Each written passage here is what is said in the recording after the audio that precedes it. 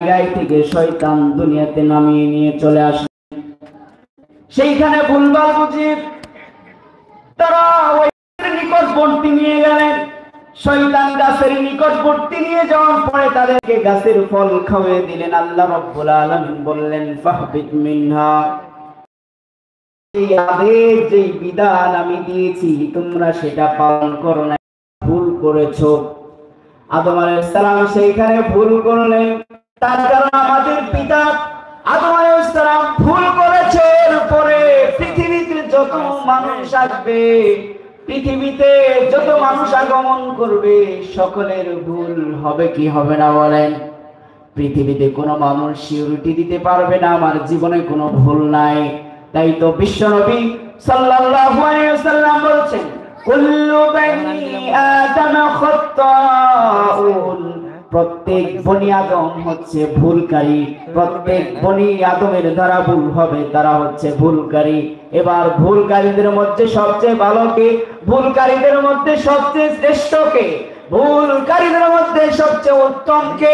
বিশ্বনবী সাল্লাল্লাহু আলাইহি ওয়াসাল্লাম বলছেন, খায়রুল খাত্তাইনা তাওয়াবুন, ভুল করার পরে যারা আল্লাহর কাছে তওবা করবে, আল্লাহ রাব্বুল আলামিনের কাছে ফিরে যাবে, আল্লাহর কাছে ইস্তিগফার করবে, বিশ্বনবী সাল্লাল্লাহু আলাইহি ওয়াসাল্লাম বলছেন ভুলকারীদের মধ্যে ওই যুবক হচ্ছে সবচেয়ে উত্তম, যে ভুল করার পরে, পাপ কাজ করার পরে ওই যুবক, ওই যুবতী, ওই মানুষ যে ভুল করার পরে আল্লাহর কাছে তওবা করে, সেই যুবক যুবতী, সেই মানুষটি হচ্ছে উত্তম।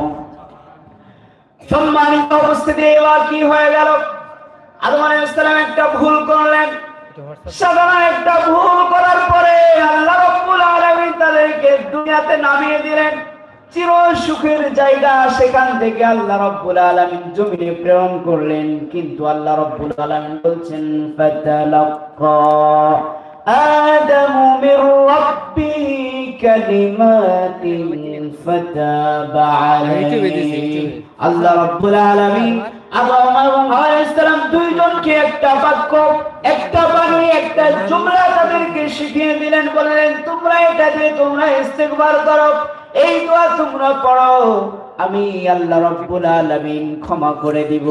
তখন আল্লাহ রাব্বুল আলামিন সেই কথাটাও সূরাতুল আরাফ 8 নম্বর পৃষ্ঠা 12 নম্বর পারায় 8 নম্বর পৃষ্ঠার প্রথম লাইনে আল্লাহ রাব্বুল আলামিন কোট করে দিলেন, জান্নাত থেকে নেমে আসার পর যে দোয়াটা আল্লাহ রাব্বুল আলামিনের কাছে করেছিলেন, আল্লাহ রাব্বুল আলামিনের কাছে এই দোয়াটা করেছিলেন, আমাদের সকলের মুখস্থ।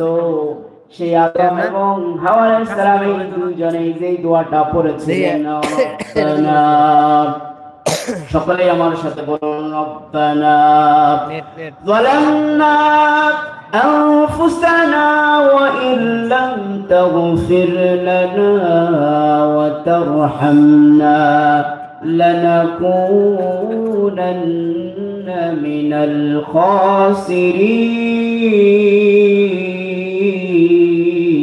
খাসিরিন। বলুন আল্লাহু আকবার। এইবার ভুল করার পরে দুইজনে ডাক দিলেন, রব্বানা, হে আমাদের রব। পৃথিবীর আর কাউকে ডাকে নাই, আর কারো কাছে চায় নাই, ভুল করেছে, রবের দিকে ফিরে গিয়েছে, বলছে, রব্বানা, হে আমাদের রব, যালামনা, আমরা দুজনেই জুলুম করেছি, ওয়াইলাম তাগফির লানা, যালামনা আনফুসানা, আমরা নফসের উপর দুজনেই জুলুম করেছি, অন্যায় করেছি, আমরা তোমার আদেশ মান্য করতে পারি নাই। ওয়া ইল্লাম তাগফির লানা, যদি আপনি আমাদের ক্ষমা না করেন, তারহামনা, যদি আমাদের উপর রহম না করেন, তাহলে কি হবে? লানাকুনান্না মিনাল খাসিরিন, তাহলে আমরা ক্ষতিগ্রস্তদের অন্তর্ভুক্ত হয়ে যাব। আদম আলাইহিস সালাম যখনই দুইজনে এই দোয়া আল্লাহর কাছে করলেন, আল্লাহকে ডাকলেন, আল্লাহ রাব্বুল আলামিন সাথে সাথে তাদের দোয়া কবুল করে নিয়ে তাদের ভুলগুলোকে আল্লাহ রাব্বুল আলামিন ক্ষমা করে দিলেন। বলুন সুবহানাল্লাহ। কিন্তু বাংলাদেশে কিছু বক্তা আছে এই আয়াতের এমন ব্যাখ্যা করে, আদম আলাইহিস সালাম